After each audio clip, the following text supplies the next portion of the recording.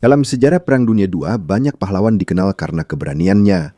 Namun ada beberapa yang menjadi legenda bukan karena kedisiplinan, melainkan karena sikap membangkang mereka. Salah satu dari mereka adalah kelompok yang disebut Filthy 13. Mereka adalah unit demolisi dari Angkatan Darat Amerika Serikat yang dikenal bukan hanya karena misi-misi berbahaya, tetapi juga karena reputasi mereka yang kacau. Mereka sering tidak mengikuti protokol, jarang bercukur, dan selalu bertindak bertentangan dengan harapan militer. Tapi ketika berbicara tentang pertempuran, merekalah yang sering dikirim pertama kali. Di tengah kelompok ini ada James Albert McNish atau Jake McNish. Dia lahir pada tahun 1919 dan tumbuh dalam kesulitan selama masa depresi besar di Oklahoma. Sebelum dia terjun ke perang, dia bekerja di konstruksi dan kemudian di arsenal, di mana dia belajar menggunakan bahan peledak, sebuah keahlian yang akan sangat penting dalam dinas militernya. Ketika dia bergabung dengan pasukan lintas udara Amerika, dia dengan cepat dikenal sebagai orang yang berani tapi sulit dikendalikan. Dia ditempatkan di bagian penghancuran dari Resimen Infanteri Parasut ke-506 dari Divisi Lintas Udara ke-101. Disinilah terbentuk Filthy 13. Salah satu momen paling terkenal mereka adalah sebelum D-Day pada 6 Juni 1944. Ada foto-foto mereka dengan jak perang di wajah dan potongan rambut mohawk saat bersiap-siap untuk terjun ke Prancis. Mereka lebih mirip geng pemberontak daripada unit militer. Tapi hanya beberapa jam setelah difoto, mereka sudah berada di tengah salah satu operasi paling berbahaya dalam perang. Setelah mereka mendarat di belakang garis pertahanan Jerman dan menghancurkan jembatan serta jalur penyeberangan strategis untuk memutus pergerakan musuh. Banyak penerjun payung yang terpisah atau tidak sampai di zona pendaratan yang tepat. Tetapi mereka tetap melanjutkan misi. McNish tidak menjadi prajurit yang sempurna.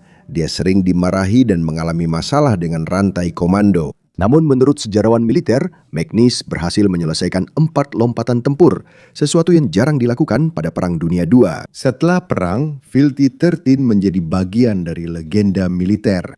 Mereka sering disebut sebagai salah satu inspirasi untuk The Dirty Dozen, meskipun film tersebut bukan adaptasi langsung. Sampai sekarang, kisah mereka tetap unik. Bukan karena mereka paling disiplin, bukan karena mereka adalah prajurit yang ideal, tetapi karena di tengah kekacauan perang, merekalah para pria yang hampir tidak bisa dikendalikan. Namun ketika pertempuran dimulai, mereka juga yang paling sulit dihentikan. Sebelum kita mulai, silakan like dan subscribe video ini. Itu sangat berarti bagi kami para pembuat konten. Terima kasih. Dan sekarang, mari kita mulai. Sebelum dia menjadi nama terkenal dalam sejarah Perang Dunia II, James Albert McNish hanyalah seorang pemuda biasa dari Oklahoma. Tapi jelas sifatnya tidak biasa. Sementara banyak pemuda Amerika langsung mendaftar ketika perang pecah, Jake tidak langsung bergabung. Pada waktu itu dia bekerja sebagai petugas pemadam kebakaran. Jadi dia tidak langsung masuk wajib militer. Tapi dia juga tidak lama menjauh dari kekacauan. Menurut cerita tentang dirinya, perjalanan militernya dimulai setelah dia terlibat dalam perkelahian di bar. Untuk menghindari kasus dan kemungkinan dipenjara, dia memilih untuk bergabung dengan militer pada tahun 1942. Saat dia masuk ke kamp pelatihan, dia langsung menarik perhatian. Bukan hanya karena dia hebat, tapi juga karena sangat sulit untuk mengendalikannya. Dia sangat bagus dalam pelatihan, cepat belajar, tidak takut dengan tugas-tugas yang sulit. Terutama dalam hal peledakan dan bahan peledak, pengalamannya dari pekerjaan lamanya menjadi keuntungan besar. Tapi seiring dengan keahliannya, dia juga suka melanggar aturan. Dia sering terlibat masalah, berdebat dengan atasan, dan kadang-kadang bahkan berakhir dengan perkelahian. Dalam sebuah cerita dari masa pelatihannya, dia hampir saja berkelahi dengan sersan kantin hanya karena adu argumen sederhana tentang makanan. Dan beberapa hari setelah itu, katanya dia masih mencari pria itu untuk melanjutkan pertengkaran. Karena hal ini, dia sering keluar masuk sel tahanan militer. Tapi meskipun begitu, dia tidak mudah dipecat karena setiap masalah yang dia timbulkan, dia juga selalu membuktikan bahwa dia adalah salah satu tentara paling efektif di unitnya. Dan itulah alasan kenapa, meskipun banyak perwira yang tidak menyukainya, banyak juga yang mengandalkannya saat pertempuran sesungguhnya dimulai. Di balik sifatnya yang suka melawan, ada satu hal yang unik dari James Albert McNish. Ketika dia diberi perintah langsung, kadang-kadang dia benar-benar menaatinya. Setelah diberitahu untuk tidak lagi meninggalkan Apple Retreat, dia memang tidak pernah menghilang lagi dari sana. Tapi itu bukan berarti dia sudah berubah menjadi baik. Semakin lama di kamp pelatihan, semakin banyak pria yang tertarik dengan kepribadiannya. Mereka semua sama-sama keras kepala, tidak suka dengan kerapian militer, dan lebih nyaman dalam kekacauan daripada tampil rapi. Karena mereka sering menghemat air untuk minum dan memasak daripada mandi, mereka tidak mandi selama beberapa hari. Di sanalah kelompok kecil mereka mulai terbentuk yang kemudian disebut Dirty Five. Awalnya nama itu hanya lelucon, ejekan, tapi lama-kelamaan itu menjadi bagian dari identitas mereka. Mereka semakin dikenal karena kehidupan mereka di luar markas, sering mabuk-mabukan, sering terlibat perkelahian, dan jarang mundur kalau ada masalah. Dalam sebuah insiden, McNish dan teman-temannya terlibat perkelahian dengan 2 petugas polisi militer. Menurut cerita tentang dirinya, kejadian itu berakhir dengan perkelahian hebat dan dia kembali di penjara di sel tahanan militer. Karena hal ini, hanya dia di kelompoknya yang tidak langsung dipromosikan. Tapi meskipun dia berulang kali dihukum, pandangan militer terhadap satu hal tidak akan berubah. Dia sangat berharga di lapangan. Akhirnya, dia ditempatkan di Resimen Infanteri Parasut 506 dari Divisi Lintas Udara ke-101. Disinilah terbentuk kelompok yang akan menjadi legenda di Perang Dunia Kedua, yaitu Filthy 13. Mereka bukan dikenal karena catatan mereka yang bersih. Mereka dikenal karena keberanian mereka untuk terjun dari pesawat di tengah baku tembak, mendarat di belakang garis musuh, dan menjalankan misi-misi yang hampir tidak ada yang mau menerima. Dan untuk Jake McNish, di sanalah dia benar-benar merasa cocok. Saat mereka tiba di Inggris Raya pada 15 September 1943, Resimen Infanteri Parasut ke-506 dari Divisi Lintas Udara ke-101 mulai melakukan persiapan serius untuk operasi besar di Eropa. Disinilah citra Filthy 13 benar-benar terbentuk. Sebuah kelompok tentara yang dikenal bukan hanya karena keberaniannya, tetapi juga karena mereka dianggap nyaris tak tertib di mata hierarki militer. Sementara pelatihan fisik sangat berat di Inggris Selatan, James Albert McNish dan kelompoknya punya dunia mereka sendiri. Alih-alih beristirahat di malam hari, mereka sering minum-minum sampai pagi. Akibatnya, kadang-kadang mereka datang ke pelatihan dalam keadaan mabuk atau kurang tidur. Mereka juga tidak dikenal karena disiplin. Kadang-kadang mereka tidak mengikuti salam hormat dan seringkali mendapat hukuman berulang kali. Sering dikirim ke penjara militer karena insubordinasi dan membuat keributan di dalam maupun di luar markas. Tapi meskipun begitu, mereka tidak langsung dikeluarkan dari unit. Para perwira tahu bahwa mereka sulit digantikan karena mereka sangat efektif di lapangan, terutama dalam operasi penghancuran dan operasi lintas udara. Karena penampilan mereka seringkali kotor, tidak bercukur, dan selalu ada bekas debu serta bubuk mesiu. Lama-kelamaan mereka dikenal sebagai Filthy 13. Dan meskipun namanya terdengar seperti ejekan, itu justru menjadi simbol reputasi mereka. Mereka kacau, keras kepala, tapi sangat berbahaya di medan perang. Menjelang invasi D-Day, persiapan pun semakin intens. McNish ditunjuk sebagai pemimpin kelompok demolisi yang bertugas untuk terjun di belakang garis pertahanan Jerman, menghancurkan jembatan, dan memutus jalur suplai musuh sebelum pasukan Nazi bisa mengirim bala bantuan. Sebelum menjalankan misi, terjadi salah satu momen paling ikonik dalam kisah mereka. Bahkan McNish dengan gaya rambut mohawk dan wajah yang dicat, bersama anak buahnya menggunakan kiat kamuflase. Bagi rekan-rekannya, ini adalah sesuatu yang aneh dan tidak biasa bagi seorang tentara. Namun ketika dia ditanya, dia mengatakan bahwa ini adalah bagian dari asal-usulnya sebagai seorang Indian Choctaw dan tradisi para pejuang. Kemudian, ada versi lain dari penjelasannya yang lebih praktis daripada romantis. Menurutnya, dia juga melakukan ini karena masalah kutu yang parah di area pelatihan, jadi dia ingin memangkas rambutnya sependek mungkin. Apapun alasan sebenarnya, citra mereka, para tentara dengan cak perang dan mohawk yang siap untuk misi yang hampir bunuh diri, telah menjadi salah satu simbol paling dikenal dari pasukan lintas udara Amerika. Dan tak lama setelah foto-foto itu, mereka terjun ke salah satu tahap terpenting dalam perang di Eropa. Di tengah keheningan malam, sebuah pesawat perlahan-lahan terbang menuju Normandy. Di dalamnya ada James Albert McNish bersama anggota yang tersisa dari Filthy 13. Saat mereka mendekati salah satu tahap paling berbahaya di Perang Dunia II, tapi mereka tahu ini bukan misi yang tenang. Ini hanyalah momen ketenangan sebelum badai besar datang. Saat mereka mendekati zona penerjunan, situasinya menjadi jelas. Mereka adalah salah satu unit terakhir yang tiba di Normandy, dan seluruh langit sudah dipenuhi kekacauan. Tembakan anti pesawat dari segala arah, pesawat-pesawat kehilangan ketinggian, ledakan dan api di kegelapan, kekacauan total di udara. Meskipun situasinya seperti ini, McNish tetap menyemangati rekan-rekannya. Dia memberitahu mereka untuk bersiap dan jangan ragu untuk melompat ketika waktunya tiba. Meskipun semuanya jelas berbahaya. Di tengah ketegangan, pesawat mereka terkena serpihan peluru. Hampir saja McNish yang terkena, hanya beberapa inci jaraknya. Lebih parah lagi, parasut cadangan salah satu anak buahnya juga terkena. Untungnya, mereka masih sempat terjun sebelum semuanya terlambat. Pesawat itu meledak, namun tidak semua berhasil mendarat dengan selamat. Beberapa orang langsung hilang setelah mendarat, dan ada juga yang langsung tewas begitu sampai di tanah. Sepertinya misi ini langsung gagal. Tapi bagi McNish, ini bukan hal baru. Dia sudah terbiasa dengan situasi seperti ini. Terpisah, tanpa komando, dan berada di tengah wilayah musuh. Di tengah kekacauan, dia bergerak seolah-olah itu sudah biasa baginya.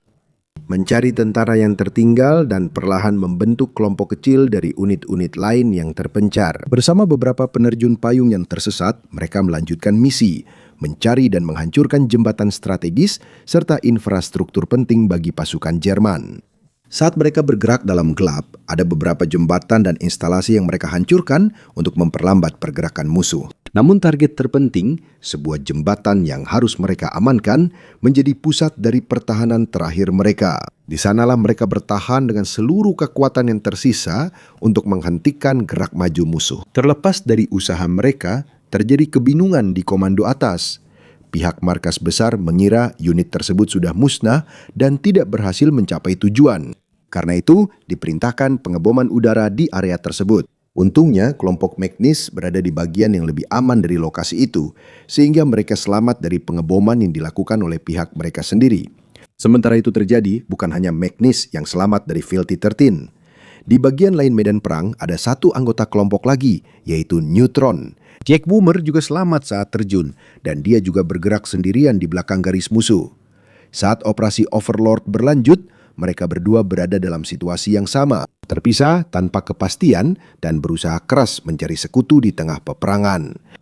Setelah pertempuran awal di Normandy, hidup di tengah kekacauan bukanlah hal baru bagi James Albert McNish. Beberapa kali dia selamat dari operasi-operasi, dan menurut laporan para sejarawan militer, dia bahkan berhasil menyelamatkan tentara lain di tengah pertempuran.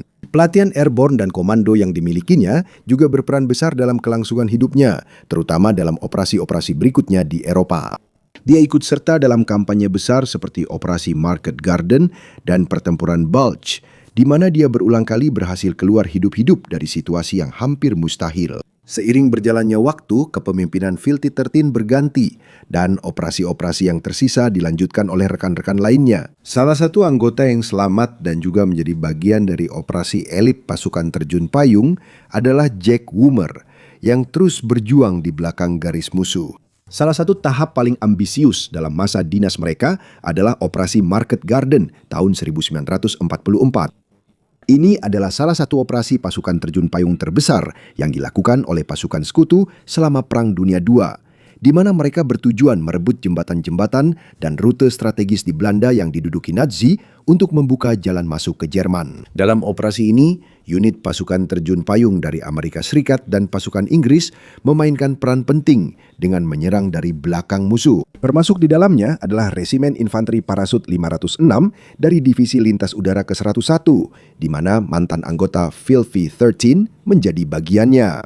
Meskipun rencana yang rumit dan perlawanan berat dari pasukan Jerman, unit mereka berhasil berkontribusi dalam mengamankan beberapa jembatan, jalur air, dan posisi-posisi kunci. Di beberapa tempat, mereka bahkan membantu dalam merebut Eindhoven dengan cepat, yang menjadi terobosan penting bagi kemajuan sekutu. Menurut catatan militer, beberapa bagian dari operasi yang seharusnya dilakukan dalam waktu 6 hari, selesai hanya dalam 36 jam. Sebuah indikasi kecepatan dan intensitas operasi mereka di lapangan. Namun demikian, meskipun beberapa bagian berhasil, banyak sejarawan masih menganggap bahwa hasil keseluruhan Market Garden sangat sulit dan mahal bagi sekutu.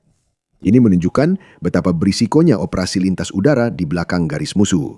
Terlepas dari reputasi mereka yang kacau, Filthy 13 berulang kali membuktikan bahwa mereka efektif di lapangan. Karena itu, dalam beberapa kesempatan, merekalah yang ditugaskan untuk menjaga jembatan penting dan titik-titik strategis setelah operasi pembersihan.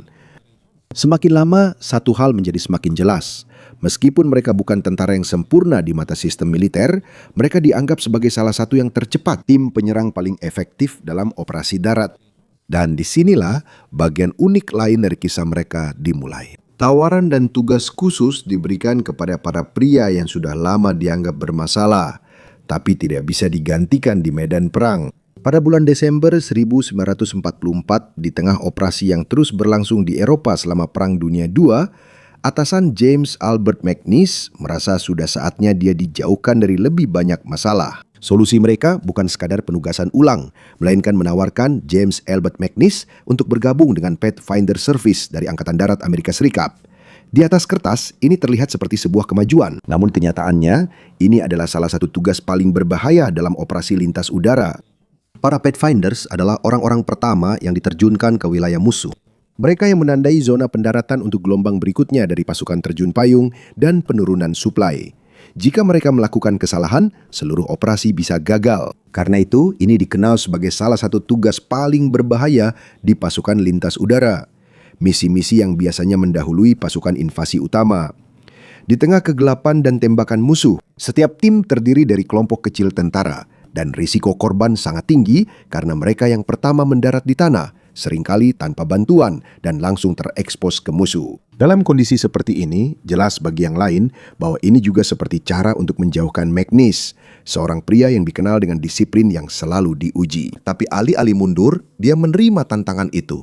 Dan ketika anak buahnya melihat dia bersiap untuk ikut pelatihan Pathfinder, mereka pun tidak ragu-ragu. Mereka juga ikut menjadi relawan. Mereka tidak mau meninggalkan pemimpin mereka dalam misi seperti ini. Mereka dibawa ke pangkalan pelatihan Pathfinder Komando Pengangkut Pasukan ke-9 di Chalgrove, Inggris. Di sana, para perwira dengan cepat menyadari kehadiran McNeice. Menurut beberapa catatan, itu karena pengalaman tempurnya dari Normandy dan operasi-operasi lainnya. Dia segera diberi peran kepemimpinan sebagai pelaksana tugas Sersan 1. Komando percaya bahwa dia mampu mempersiapkan para anggota untuk misi-misi udara berikutnya.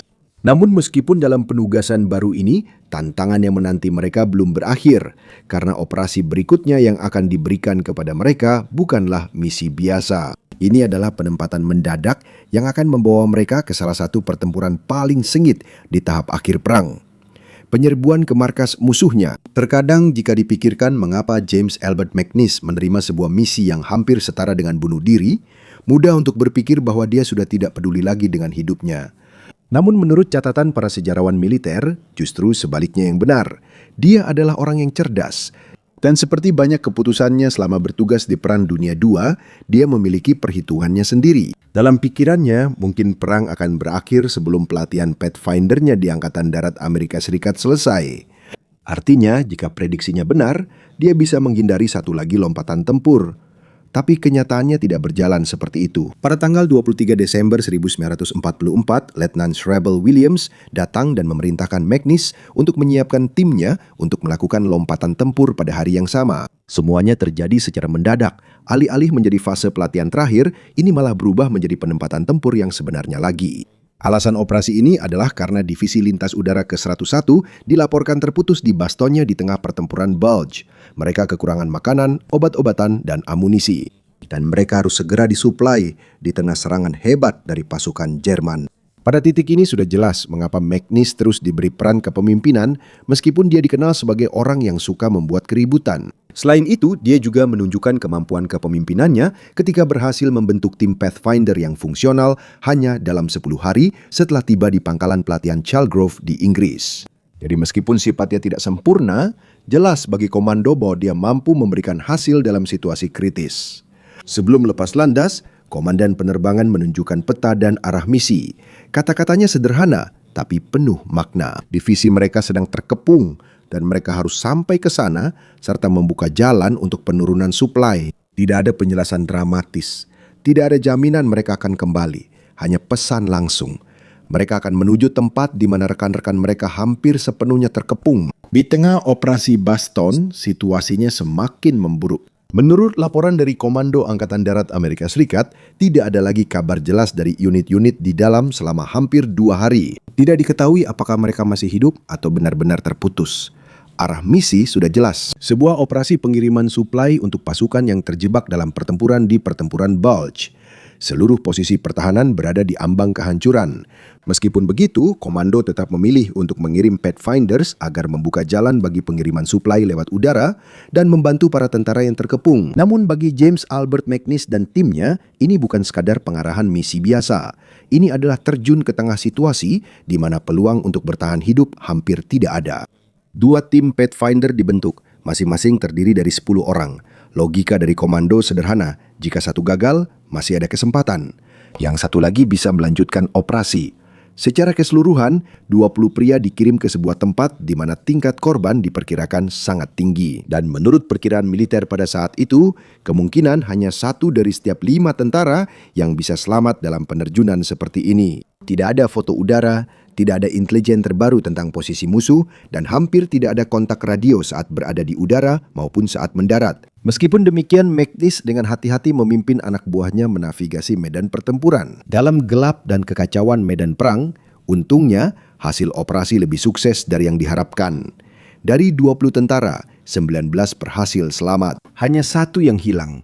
Jauh dari tingkat korban besar yang diharapkan untuk misi seperti ini. Karena masuk dan koordinasi mereka, operasi pasokan ulang besar-besaran oleh pasukan sekutu dapat dilakukan, di mana lebih dari 600 muatan pesawat berisi amunisi, makanan, bensin, dan perlengkapan medis dijatuhkan di area Bastion. Ini adalah titik balik yang sangat penting bagi para tentara yang terjebak di dalam kepungan. Setelah perang, McNeice tetap melanjutkan tugasnya sebagai pengamat di Divisi Airborne ke-17 dalam operasi Far City, salah satu operasi lintas udara besar terakhir di Eropa. Menurut catatan, dia juga menerima Legiun Kehormatan Prancis kelas Chevalier sebagai pengakuan atas jasanya. James Albert McNeice meninggal pada 21 Januari 2013 pada usia 93 tahun. Sejarah seluruh kelompok Filthy 13 juga termasuk campuran anggota asli dan lainnya yang bergabung dalam berbagai operasi di bawah pasukan lintas udara.